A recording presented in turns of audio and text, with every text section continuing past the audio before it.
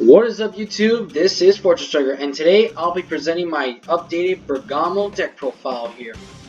Now, basically, Bergamo, as remember, is from Universe 9, which is the places where all the creatures are here aboard, and with the new super rare that came about, let's go ahead and get straight to the deck profile.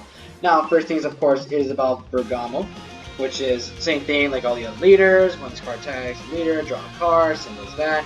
Same thing as always. And then we mainly going to be talking about, obviously, is the awakenings, because, you know, they're always the ones that differ.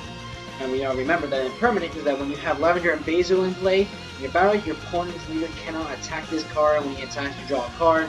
The idea is basically that way, as long as you got your cards, you know, the certain cards you need to be on the board, you basically have a chance to manipulate against your opponent. So that's what they do.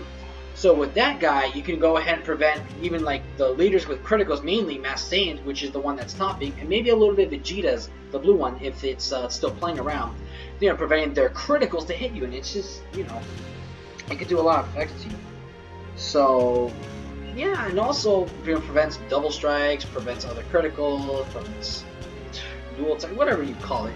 The idea is that he protects himself, and then he protects his other brothers too. But let's get straight to the deck profile I'm talking about. Now, if you notice here, the only thing that's only at 2 is the Danger Triangle. Now, we played 4 in our last build, but a lot of players were very much having trouble with having this card on the board, like being able to see if it's useful or not. They only played 4 in some couple videos, mainly because that way it's easier to get this card out.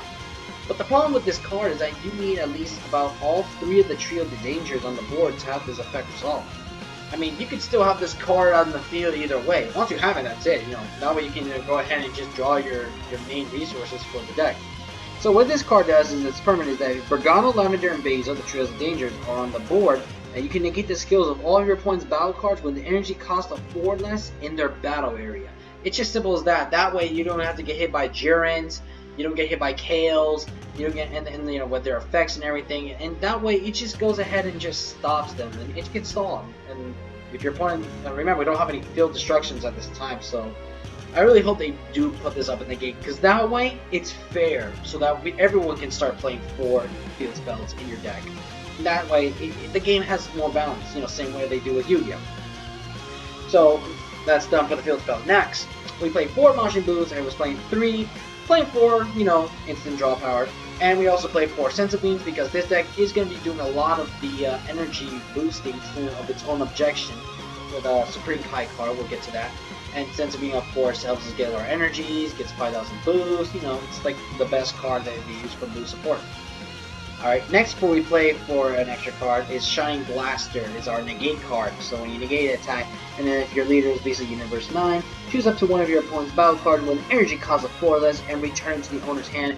It basically is your compulsory evacuation device, you know, negates and returns. I love it. It's fucking amazing. It's the best negate you want to see in this game so far, and it's pretty fair and balanced since it does require the Universe 9 leader. So we're obviously not going to get a lot of that for now, or maybe never. And I like it, you know, that way it just like, it stalls out the entire game, and also can get rid of your opponent's big card that tries to do a huge attack, and then boom, that's it. You just, they wasted all their energies and they just can't do anything else. It's a great negate. Alright, next we played 4 Universe 9 Strucker Roselle. This is a pot of dualities. You got every set of in this box had basically pot of duality searchers, and this one searches for Universe 9. Simple as that. So let's move on. Of course, we got Sorel, the Small Warrior, which is our super combo card, which we all know in terms of power. This one, instead of the 4 less, to draw for the draw power and 10,000 power, it's 5 or less of your life, and that's about it. All right, now then, next we play one of the Trio of the Dangers, Lavender. But actually, let's go back to that later on. We'll just get to that soon.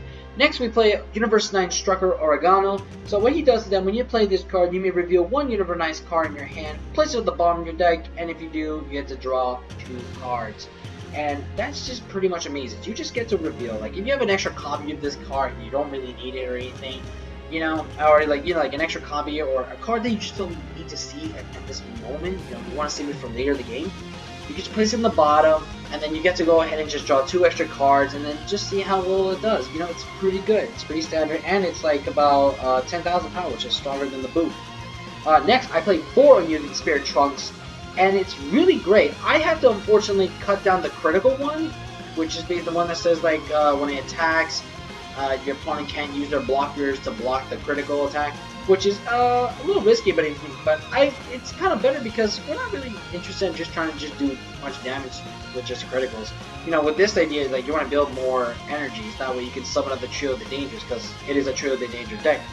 And in the Spirit Trunk, since your leader is going to be blue, you got to go ahead and combo this during your turn, and activate one of your energies, and that way you can go ahead and then Sensu Bean, just in case you ran out of energies, you bring back one, and then Sensu Bean, and then bring back, and then have at least two of them up, and then just go ahead and summon maybe your Ganos, your Blasters, or just use your one-up cards. You see what you can do. That way you can go ahead and just maybe play, get some resources, or stall for now. It's really helpful.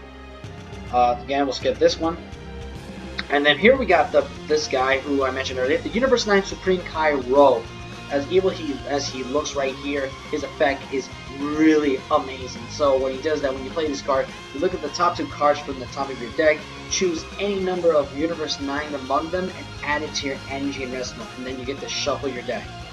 So it states that you get to choose, look at the top 2 cards, and if there's any Universe 9, go ahead and then just put them in your rest mode, like kind of like those land slides you have in Magic, like I mentioned earlier.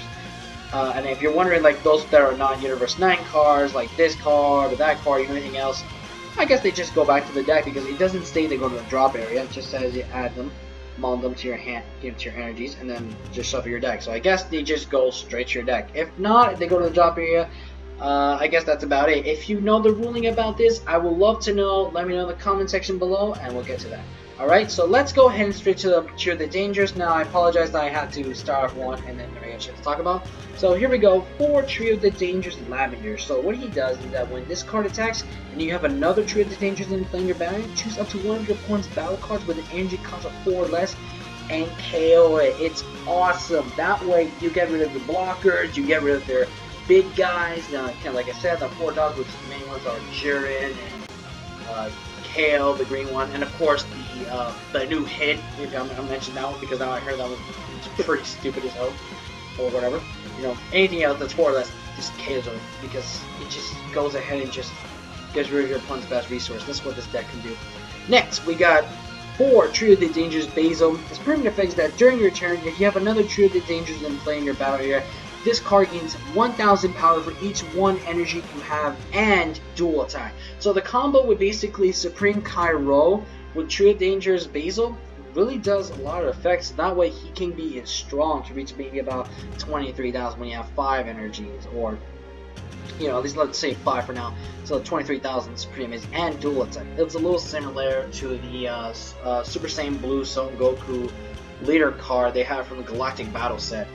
And of course, the best part of Trio, it just says another Trio of the Dangers. It never says specifically which Trio of the Dangers, but it, you know, I guess 2 copies is okay. But if it doesn't require you to have 2 copies of this, and you need another one exactly, I guess that's fair ruling. Just wondering.